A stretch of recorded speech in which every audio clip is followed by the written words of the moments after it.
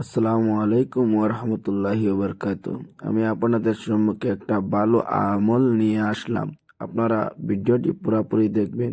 যে আমল দ্বারা আপনাদের জিন্দেগানির তামাম গুনাহ আল্লাহ তাবারaka ওয়া তাআলা মাফ করে দিলেইবা। আল্লাহর রাসূল সাল্লাল্লাহু আলাইহি সাল্লামে ফরমান, মান ক্বালা সুবহানাল্লাহি ওয়া বিহামদিহি ফি ইয়াউমিন মিআতা মাররাতিন। কোনো বান্দায় যে কোনো আল্লাহর বান্দায় যে 100 মর্তবা সুবহানাল্লাহি ওয়া বিহামদিহি পড়ে, আল্লাহ তাবারaka ওয়া তাআলা তার জীবনের তামাম গুনারে আল্লাহ তাবারaka ওয়া তাআলা মাফ করে দিলেইবা। মিসলা জাবাদুল বাহারি, যে সমুদ্র পরিমাণ যে গুনাহ হয়, আল্লাহ তাবারaka ওয়া তাআলা এই গুনারে মাফ করে দিলেইবা। কোন গুনাহ মাফ করবা?